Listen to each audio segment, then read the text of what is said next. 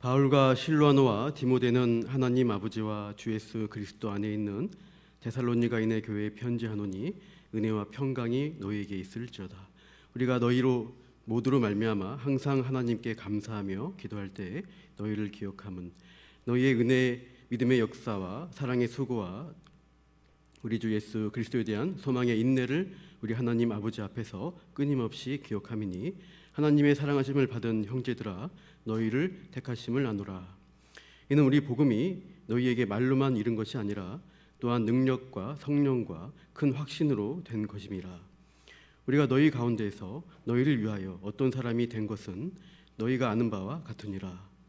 또 너희는 많은 환난 가운데서 성령의 기쁨으로 말씀을 받아 우리와 주를 본받는 자가 되었으니 그러므로 너희가 마게도냐와 아가야에 있는 모든 믿는 자의 본이 되었느니라. 주의 말씀이 너희에게로부터 마게도냐와 아가야만 들릴 뿐 아니라 하나님을 향하는 너희 믿음의 소문이 각처에 퍼졌으므로 우리는 아무 말도 할 것이 없노라. 그들이 우리에 대하여 스스로 말하기를 우리가 어떻게 너희 가운데에 들어갔는지와 너희가 어떻게 우상을 버리고 하나님께로 돌아와서 살아계시고 참되신 하나님을 섬기는지와 또 죽은 자들 가운데서 다시 살리신 그의 아들이 하늘로부터 강림하신 것을 너희가 어떻게 기다리는지 말하니 이는 장래에 노하심에서 우리를 건지시는 예수시니라. 아멘. 오늘 본문이 좀 길지만 1절 말씀 같이 한번 읽어볼까요? 1절 시작. 바울과 실로아노와 디모데는 하나님 아버지와 주 예수 그리스도 안에 있는 데살로니가인의 교회에 편지하노니 은혜와 평강이 너에게 있을지어다. 여기 편지를 보내는 발신자 세 사람의 이름이 나오고 있습니다. 바울과 실로아노, 디모데인데요. 이제 실로아노란 이름이 좀 생소해 보이실 겁니다. 사도행전 16장에 빌립보 감옥에 바울과 함께 갇혀서 매를 맞고 이제 있을 때 그 감옥 안에서 기도하고 찬양할 때 지진이 나서 옥문이 열리는 그런 기적의 현장에 함께 있었던 동역자가 바로 실라였습니다. 이 실라의 라틴어식 이름이 실루아노입니다. 이 헬라식으로도 실라스라고 읽어야 되는데요. 이 본문 1절에 나오는 이름을 원어 발음, 헬라 발음으로 읽으면 파울로스, 실루아노스, 티모데오스라고 있습니다. 그러니까 우리말 성경은 발음 그대로 옮기지 않고 바울, 실루아노, 디모데 이렇게 간소하게 표현을 한 것입니다. 이 바울과 실루아노가 라틴어식 이름과 똑같은 사람입니다. 실라가 사역하는 장면이 사도행전 15장 끝부분에 나오고 있습니다. 제가 좀 이 본문을 하기 위해서 배경 설명을 좀 하겠습니다. 이제 13장 사도행전 13장 가보면 바울과 바나바가 안디옥 교회 파송을 받아서 지금 터키의 남부 지방 그 속주의 도시들을 방문하면서 복음을 전했습니다. 지도를 보시면 바울이 전도한 지역 지도인데요. 안디옥에서 배를 타고 비시디의 안디옥 또 위로 이고니온, 루스트라, 더베 등 도시들을 방문하고 있습니다. 이 도시들이 있는 곳을 이렇게 지도 보면 동그라미로 묶을 수 있습니다. 그래서 이 동그라미 친 지역을 로마 제국에서는 갈라디아 지방이라고 통칭했습니다. 이 바울은 이 갈라디아 지방에 있는 도시들을 다니면서 교회를 개척을 했고 이 지역 교회들을 통틀어서 갈라디아 교회라고 부르는 것이죠. 그러니까 갈라디아서 같은 편지가 갈라디아 한 교회만을 향한 게 아니라 갈라디아 지방의 여러 도시들에 있는 교회들을 향해서 보냈고 회람에서 읽도록 이렇게 한 것입니다. 이렇게 1차 전도 여행을 마치고 안디옥 교회로 돌아왔죠. 그리고 시간이 지난 후에 바울이 바나바에게 갈라디아 교회들을 다시 살펴보자라고 제안을 하게 됩니다. 이게 사도행전 15장 36절인데요. 제가 사도행전을 좀 설명할 거기 때문에 여러분 가급적 사도행전 펴서 같이 보시면 좋겠습니다. 15장 36절에 보시면 이렇게 돼 있죠. 며칠 후에 바울이 바나바더러 말하되 우리가 주의 말씀을 전한 각 성으로 다시 가서 형제들이 어떠한가 방문하자. 바로 주의 말씀을 전한 각 성이 갈라디아 지방에 있는 교회들입니다. 그래서 바나바의 조카 마가를 데리고 가는 문제로 출발하기 전에 바울과 바나바가 크게 다투게 됩니다. 지난번 전도 여행 때 선교팀에 합류했었던 마가가 도망치듯 떠나버렸기 때문입니다. 아마 마가가 바울 단기 선교팀에 함께하겠다고 했는데 이제 마가 생각에는 즐겁고 편안한 그런 여행 정도 아닐까 생각했을 것 같습니다. 근데 실제 선교 현장에 가보니까 장난이 아닌 거죠. 이렇게 힘들고 고생스러운데 어떻게 할 수 있겠나 해서 혼자 팀을 이탈해서 도망가 버린 것입니다. 이번 말레이시아 단기선교팀 덥고 시설적으로 굉장히 어려운 낙후된 지역에 섬기느라 고생이 많았다고 우리가 이제 들었습니다. 다행인 것은 중간에 아무도 도망치지 않았다는 사실입니다. 바울 선생님한테 걸렸으면 크게 혼날 일이었습니다. 마가는 이 대쪽 같은 바울 선생님에게 걸려서 그 일로 인해서 바울과 바나바가 갈라서게 되고 맙니다. 바나바는 이제 따로 마가를 세워서 처음 갔던 백길로에서 구브로 선교로 떠나게 되고요. 바울은 바나바 대신 실라를 선택해서 육로를 통해서 2차 전도 여행을 하게 됩니다.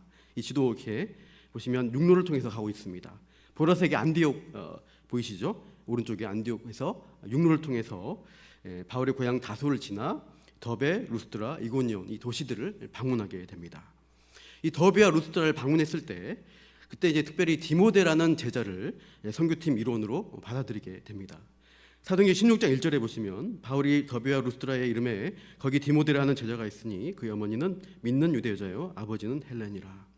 그래서 이 사람을 팀원으로 동역자로 받아들이고 또 여러 도시들을 방문하게 됩니다.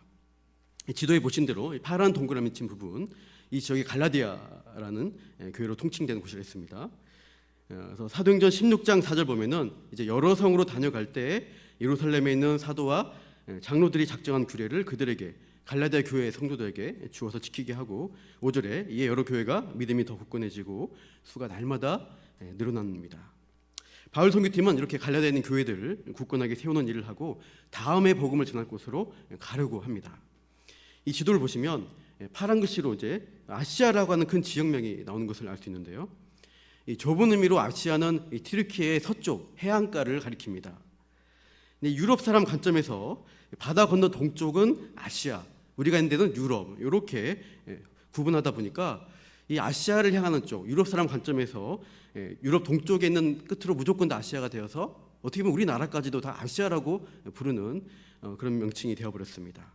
그러니까 어떻게 보면 유럽보다 몇 배는 큰 나라가 이 유라시아, 이 아시아 대륙에 이어지는 큰 지역인데 그냥 이렇게 하나로 한 단어로 부른다는 것은 순전히 유럽인의 관점일 뿐입니다. 그래서 이것을 구분하기 위해서 본래 튀르키예 해변을 가리켰던 아시아라는 단어를 신학적으로 소아시아다라고 부르고 있습니다. 갈라디아 교회들을 방문한 후에 바울은 이 소아시아 지역을 방문하려고 했고 특히 그 수도격인 에베소를 방문해서 교회를 개척하고 싶었던 것 같습니다. 그러나 성령님께서 막으십니다. 사도행전 16장 6절과 7절을 보시면 성령이 아시아에서 말씀을 전하지 못하게 하십니다. 그래서 이제 7절 보면 무시아 앞에까지 가게 되어서 예수의 영 성령께서 허락하지 않는 것을 볼 수 있습니다. 그래서 아시아 쪽으로 갈 수 없게 되니까 8절에 보시면 무시아를 지나서 두로아라는 항구로 가게 되었습니다. 이 무시아 앞에 이제 빨간색으로 동그라미로 두로아 제가 표시했는데 보이시죠? 이 두로아 조그만 항구입니다. 여기서 바울은 이제 튀르키예 서쪽 지중해 해안가 아시아로 가지 못하고 북쪽인 드로아라는 작은 항구에 도착을 했습니다. 이곳에서 환상을 보게 됩니다. 16장 9절 말씀을 한번 읽어볼까요? 시작. 밤에 환상이 바울에게 보이니 마게도냐 사람 하나가 서서 그에게 청하여 이르되 마게도냐로 건너와서 우리를 도우라 하거늘. 건너와라 이거죠. 바다를 건너서 넘어가면은 지역은 유럽이 됩니다. 마게도냐 환상을 보고 바울은 그리스 북부 지역인 마게도냐로 넘어가게 됩니다. 좀 뾰족한 별모양에 표시된 지역이 그리스 북부 마게도냐라는 곳입니다. 이 마게도냐 큰 지역의 첫 성읍인 빌립보에 가서 자주장사 루디아와 빌립보 감옥 간수를 전도하게 되죠. 그리고 암미볼리와 아볼로니아를 거쳐서 데살로니가라는 도시로 와서 교회를 개척하게 되었습니다. 이렇게 해서 데살로니가라는 교회가 이제 우리가 성경을 본 대로 존재하게 되었고요. 나중에 이 교회로 보낸 두 통의 편지가 데살로니가 전서 후서입니다. 그럼 데살로니가는 어떤 도시인가 하면은 과거에 헬라 제국 알렉산더 대왕 때 그 부하인 카산더라는 사람이 세운 도시입니다. 이 카산더의 아내 이름이 데살로니가였습니다. 그 이름을 도시를 세울 때 자기 아내 이름을 붙인 겁니다. 아내를 너무 사랑한 장군이었습니다. 이 데살로니가는 이 헬라 제국 시대를 거쳐서 로마 제국 시대에도 굉장히 중요한 도시로 번창을 했습니다. 이게 지정학적으로 중요한 도시입니다. 이 도시에서 동쪽으로 배를 타고 동쪽으로 가면은 소아시아의 항구인 에베소로 갈 수 있고요. 남쪽으로 가게 되면은 아가야라 부르는 고린도 지방으로도 갈 수가 있습니다. 그리고 육로를 통해서 로마로 이어지는 그런 통로가 되기 때문에 교통의 요충지였습니다. 그래서 무역 도시이고 시장이 번창하는 활발한 도시가 데살로니가였습니다. 현대 데살로니가는 이런 이제 항구 모양을 가지고 있는데요. 지금 이제 동남부의 유럽 동남부 교통의 요지로 있습니다. 우리나라 부산처럼 경제, 산업, 정치적으로 그리스 제2의 중심 도시로 지금 자리매김을 하고 있습니다. 로마 제국 시대에도 이 데살로니가는 정치적으로 또 자치가 인정되는 굉장히 부유한 특별한 도시였습니다. 왜냐하면 시저의 친구 브루투스가 이제 자기 친구인 시저를 암살하게 된 일이 있었습니다. 그래서 로마에서 내전이 발생했고요. 이때 데살로니가 시는 나중에 승리자가 된 옥타비아누스 편에 가담하게 됩니다. 그래서 나중에 이 로마의 전폭적인 후원을 받게 되죠. 자유도시는 자유를 허락하겠다 되고 로마 총독이 있긴 하지만 군대를 주둔시키지 않겠다 하면서 자치를 허락해 준 특별 도시가 됩니다. 정치적으로 경제적으로 부강했습니다. 당시 상당한 인구수인 20만의 인구수를 자랑하고요. 상업이 번창하면서 또 유대인들도 많이 들어와 살았다고 합니다. 그래서 유대인 회당이 이렇게 곳곳에 있었고 헬라인들에게 강력한 영향을 주었다고 합니다. 그래서 이제 바울이 전도하기 좋은 환경이 있었던 것이죠. 로마 제국 자체의 유대인 인구가 14% 가깝다는 기록이 있는데요. 그러니까 유대인들이 로마 제국 곳곳에 무시할 수 없는 세력이었습니다. 그래서 바울이 가는 곳마다 이 로마 제국 곳곳에 유대인들과의 때로는 복음을 전하는 장소이기 때문에 회당이 좋은 장소이면서도 박해를 하기 때문에 또 어려운 관계를 형성하게 됩니다. 그리고 데살로니가는 그리스 헬라의 온갖 이교적 종교가 성행했습니다. 또한 비도덕적인 그리스 신들의 그런 성적인 타락의 모습들을 볼 수 있듯이 그런 모습도 있었죠. 의식 있는 사람들은 이 가운데서 영적 실제가 있느냐, 신이 정말로 있느냐, 이 갈급함을 가지고 조금 더 저급한 그리스 신들이 아니라 수준 높아 보이는 유대교로 들어와서 유대교에 대한 또 하나님에 대해 알아가려고 했던 헬라인들이 많이 있었던 것입니다. 그래서 바울이 데살로니가 회당에 들어와서 복음을 전했을 때 유대인뿐 아니라 많은 헬라인들이 복음에 반응하게 되었습니다. 사도행전 17장 1절과 2절 보시면 데살로니가 가니 거기 유대인의 회당이 있는지라 바울이 자기의 관리대로 그들에게로 들어가서 새 안식일에 성경을 가지고 강론하죠. 한 이제 뭐 3주 더 있을 수 있지만 이런 안식일 동안에 회당에 가서 계속 성경을 강론했습니다. 물론 그 당시 신약이 없었기 때문에 구약 성경 본문으로 말씀을 전했죠. 사실 데살로니가 전서가 거의 처음 쓰여진 신약 성경입니다. 사도행전 17장 3절에 보시면 뜻을 풀어 그리스도가 해를 받고 죽은 자 가운데서 다시 살아나야 할 것을 증언하고 이르되 내가 너에게 전하는 이 예수가 곧 그리스도라. 바울은 두 가지를 전했습니다. 구약 성경에 나오는 그리스도 메시아는 해를 받고 죽은 자 가운데 살아나야 할 것이 예언된 자라고 밝히게 됩니다. 그리고 실제로 그 그리스도가 누구냐면 내가 전하는 예수 그리스도다라고 선포합니다. 쉽게 말해 십자가와 부활의 소식, 복음을 전파했습니다. 그러자 어떤 결과가 있었는가 보면 17장 4절 사도행전인데요. 한번 읽어보시죠. 그 중에 어떤 사람 곧 경건한 헬라인의 큰 무리와 적지 않은 귀부임도 고난을 받고 바울과 실라를 따르나. 오히려 많은 헬라인들이 바울에게로 복음으로 반응하기 시작했습니다. 반면에 5절에 보시면 유대인들은 이제 유대인들 중에도 돌아온 사람 있겠지만 상당수 유대인들은 시기하면서 오히려 불량배들을 끌어다가 성을 소동하게 만들어서 바울의 사역을 방해합니다. 그래서 바울이 거주했던 야손의 집과 형제들이 잡혀간 일이 발생하죠. 이 혼란 가운데 유대인이 주장한 것은 7절에 나옵니다. 야손이 그들을 맞아들였다. 그러니까 자기 집에 바울 선교팀을 거주하게 하면서 문제를 일으켰다는 것이죠. 가이사의 명을 명하여 거역하여 말하되 다른 임금 예수라는 이가 있다 하더이다. 로마 황제 말고 예수라는 새로운 황제가 있다, 임금이 있다라고 반역으로 이렇게 모함을 하기 시작했습니다.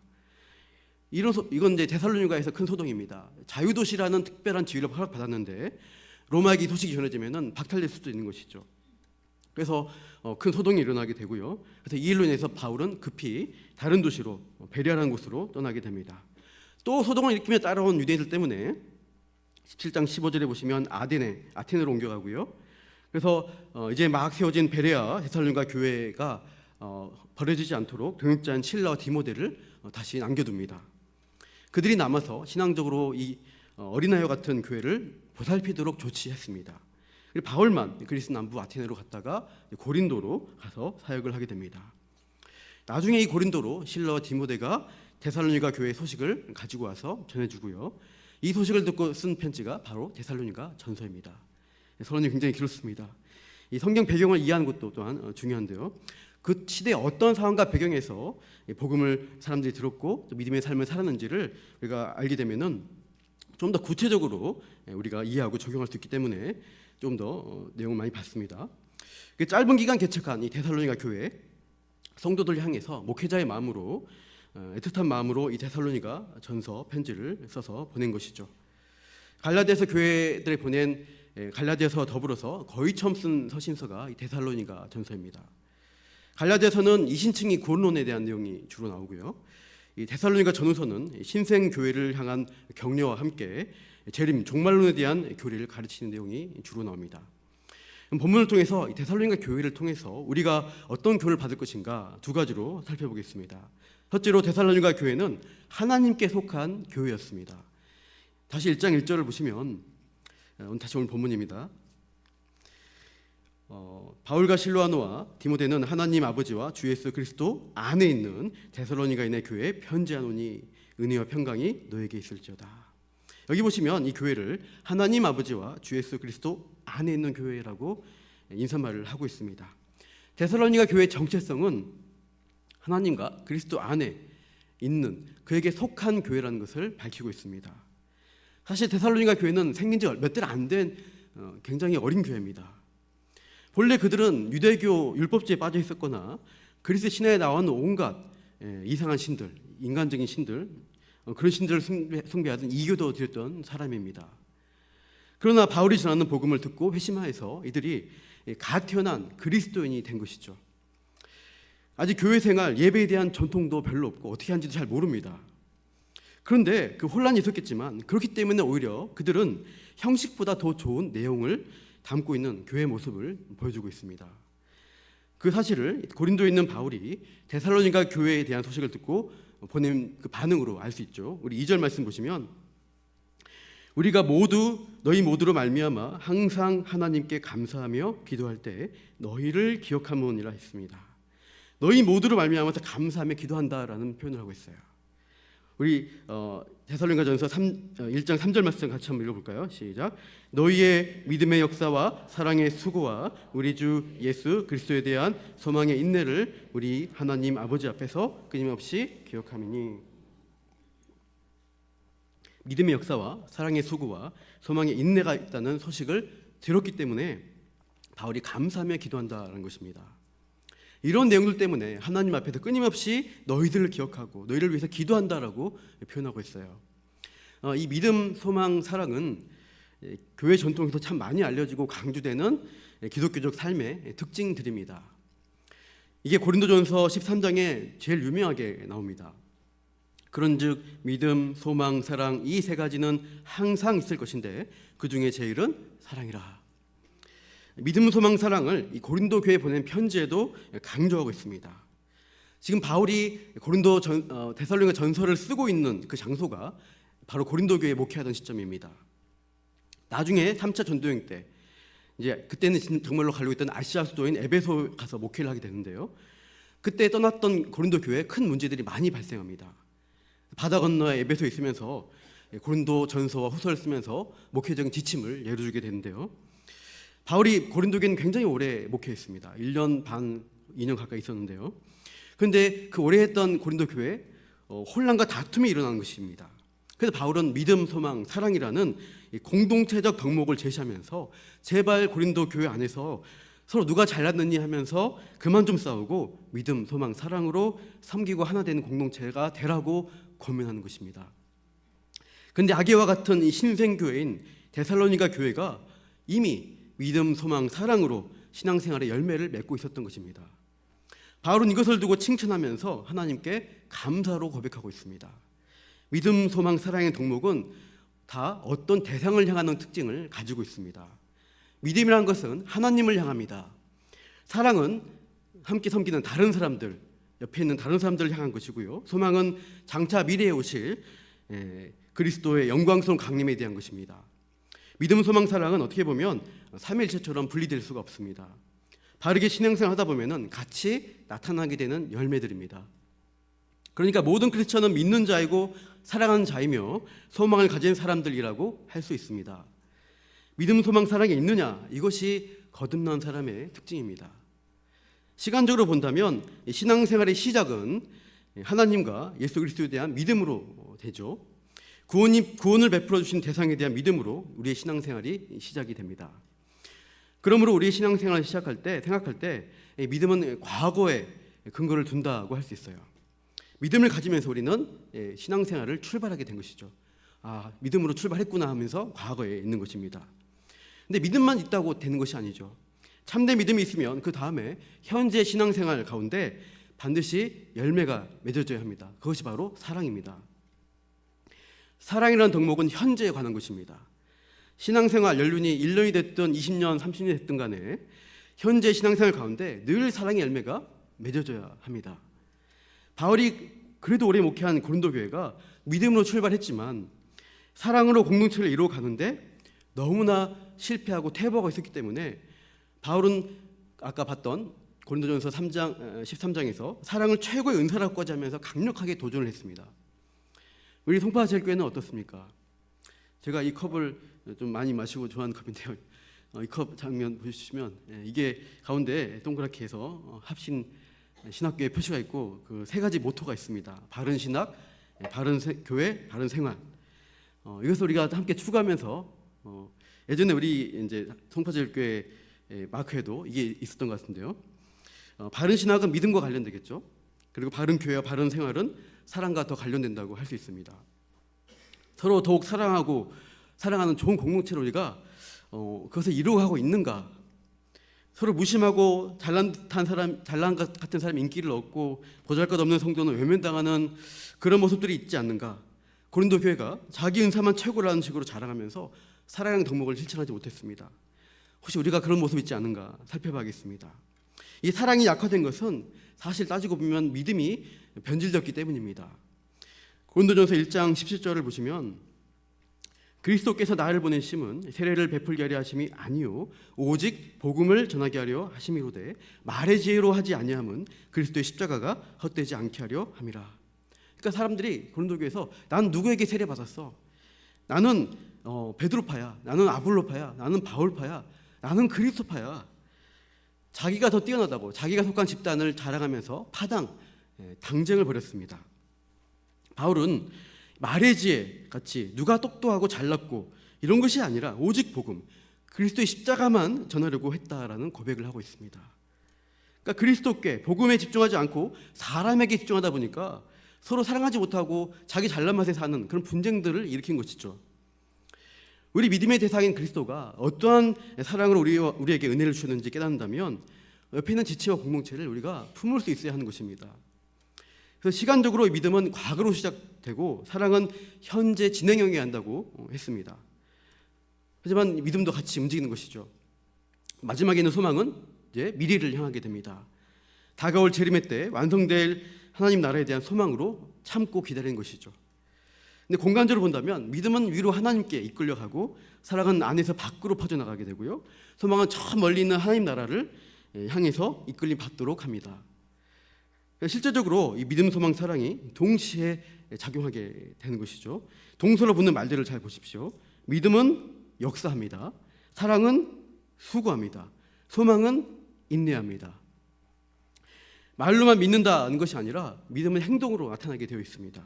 그래서 믿음의 역사라는 것이죠. 믿음을 가지고 있다면 하나님에 대해서 그 믿음이 일하게 됩니다. 하나님의 선하신 뜻에 대해서 행함으로 반응하고 순종하려고 애를 씁니다.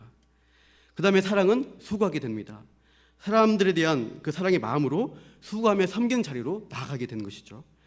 그런 수고 행동으로 나타나지 않고 말만 하고 있다면 그것은 헛된 사랑입니다. 감상에 불과한 사랑이죠. 진정한 사랑의 마음이 있으면 땀 흘리고 애쓰는 자리로 나아가게 됩니다.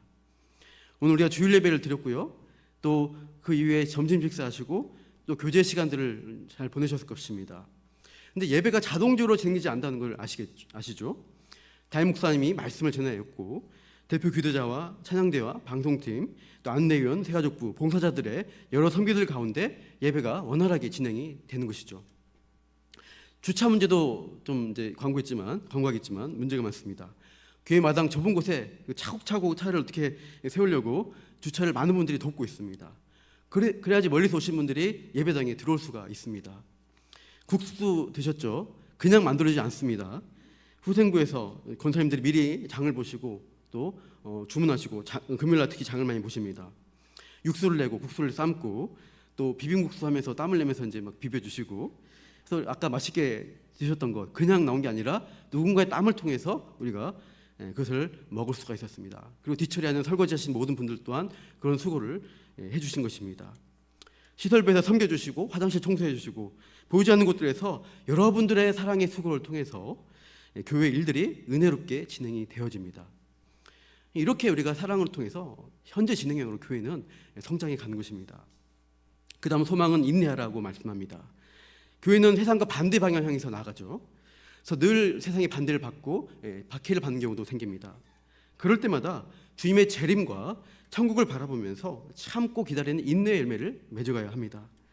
그때가 되면 지금 내가 당하는 손해, 어려움 하나님이 다 갚아주실 거야. 그때가 되면 우리가 참고 견디며 흘린 눈물을 다 닦아주실 거야. 이렇게 고난과 환난 가운데 믿음을 지키게 하는 그 소망이 인내 자리에서 우리가 버틸 수 있도록 붙들어줍니다. 이렇게 믿음은 역사하고 사랑은 수고하며 소망은 인내하는 것으로 신앙의 열매들을 잘 맺어준 열매를 맺어간 교회가 데살로니가 교회였습니다. 또 우리 송파제일교회도 데살로니가 교회가 보여준 그 아름다운 전통을 잘 이어가기를 축원합니다. 바울 사도는 이런 데살로니가 교회의 상황을 전해 듣고 감사 기도를 드리면서 그들의 수고를 하나님 아버지 앞에 끊임없이 기억하며 기도합니다. 어떻게 보면 초신자와 같은 그들이 이기도했던 그 사람들이 어떻게 그렇게 놀랍게 변화됐는가? 이것은 하나님의 은혜라는 것이죠. 4절 말씀 보십시오. 하나님의 사랑하심을 받은 형제들아 너희를 택하심을 아노라. 율법주의에 빠져있거나 우상 숭배하고 미신을 숭배하는 그들이 알고 보니까 하나님이 택하신 백성이었던 겁니다. 세상 사람처럼 살던 그들이 바울이 전하는 복음에 바르게 반응하고 변화된 삶을 살 수 있었던 것은 그들이 택하신 백성이었던 것이죠. 여기 계신 성도님들도 하나님의 택하심이 있었기 때문에 이 자리에 와 계신 겁니다.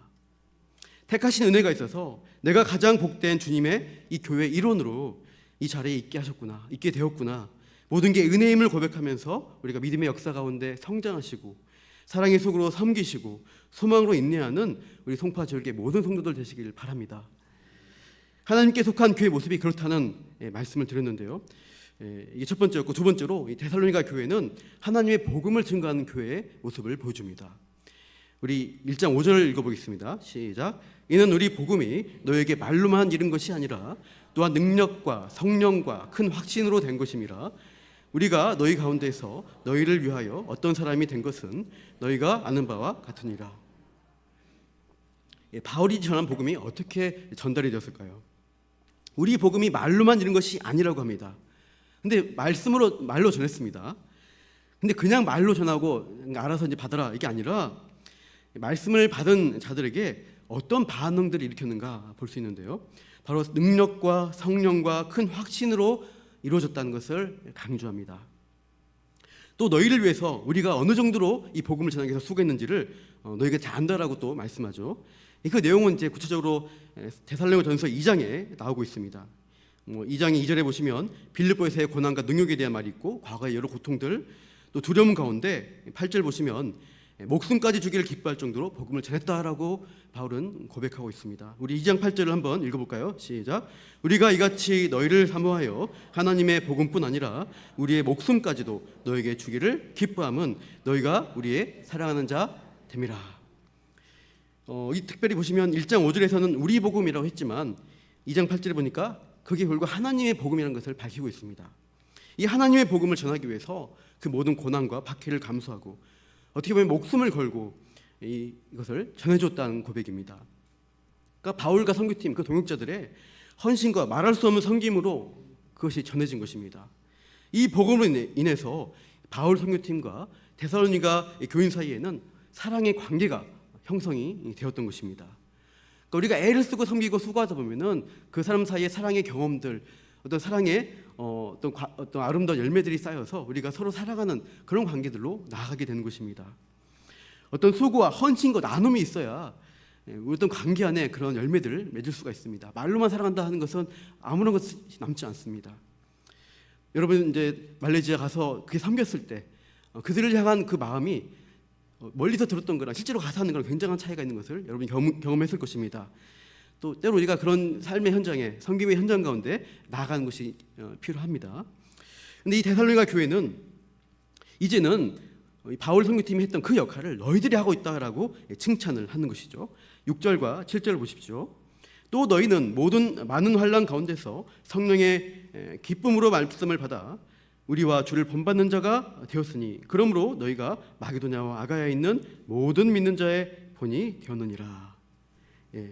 우리와 주를 본받는 자가 너희다라고 말하고요.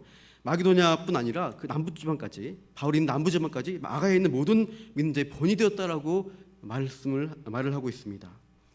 이 모든 믿는 자의 본이 되는 신앙생활을 하고 그런 교회를 이루어 갈 때 그 영향력이 점점 커져가는 것이죠. 데살로니가 교인들로 인해서 그 그리스 지역 가운데 어떤 영향이 있었는가? 이게 8절 말씀인데요. 8절 읽어볼까요? 시작. 주의 말씀이 너에게로부터 마게도냐와 아가야에만 들릴 뿐 아니라 하나님을 향하는 너희 믿음의 소문이 각처에 퍼졌으므로 우리는 아무 말도 할 것이 없노라. 주의 말씀이 마게도냐 아가야 온 지방에 너희를 통해서 들려주고 있다. 너희 믿음의 소문이 각처에 퍼지고 있다라고 합니다. 유럽, 그리스 지역에 복음을 전하는 일을 하고 있는 바울과 그 동료들이 지금 그 일들을 하고 있지만 바울은 약간의 과정을 좀 섞어서 바울 자기들이 아무 말도 할 것이 없을 정도로 너희들의 소문이 퍼지고 있다. 왜냐하면 이미 소문이 다 퍼져서 내가 말 전하지 않아도 다 알고 있다는 것입니다. 9절 10절에 보면 그 소문 들은 내용들을 이렇게 소개합니다. 굉장히 길죠. 9절 10절도 한번 읽어보겠습니다. 시작. 그들이 우리에 대하여 스스로 말하기를 우리가 어떻게 너희 가운데에 들어갔는지와 너희가 어떻게 우상을 버리고 하나님께로 돌아와서 살아계시고 참되신 하나님을 섬기는지와 또 죽은 자들 가운데서 다시 살리신 그의 아들이 하늘로부터 강림하실 것을 너희가 어떻게 기다리는지 말하니 이는 장래 노하심에서 우리를 건지시는 예수시니라. 소문 들은 사람들이 우리에게 그 너희들이 들은 소문들을 말해준다는 것입니다. 데살로니가의 소식을 듣고 각처의 소문의 사람들에 대한 이야기들, 이런 말을 한다는 것이죠. 우리 바울과 동자들이 어떻게 데살로니가 교회를 찾아갔는지, 우상을 버리고 어떻게 그들이 하나님께 돌아왔는지, 살아계시고 참되신 하나님을 그들이 어떻게 섬기는지, 죽었다가 부활하신 예수님이 재림하실 것을 어떻게 인내하며 기다리는지, 이런 네 가지 소문들로 각처의 소문이 났다. 이 데살로니가 교인들의 이 복음에 대한 소문이 사방이 날 정도로 신앙생활을 잘하고 있다고 바울은 너무나 기뻐하며 칭찬을 합니다. 이렇게 믿는 모든 믿는 자의 본이 되는 이 데살로니가 교회 같은 영향력이 우리 시대에도 참 필요한 때입니다. 우리 시대에 참 안 좋은 소문들이 많이 나서 교회가 참 손가락질 많이 받았습니다. 코로나 때도 얼마나 교회가 모함을 받고 특별히 교회만 터졌다 그러면 더 소문내고 여론이 난리를 쳤습니다. 참 큰 전도하기 어려운 그런 상황들을 거쳐왔는데요. 우리 교회가 이 지역사회에서 이 빛과 소금의 역할을 잘 감당하길 바랍니다. 이 송파 지역에 우리가 속하여서 믿는 자의 본으로서 우리가 이 교회의 선한 영향력을 선포하며 나가길 바랍니다. 이번 한 주간도 믿음, 소망, 사랑의 열매를 나타내는 그 하나님과 그리스도 안에 하나님께 속한 교회로 우리가 살아내기를 바랍니다. 그렇게 하나님의 복음을 증거하는 삶으로 주님께 칭찬받는 모든 성도들 되기를 축원합니다.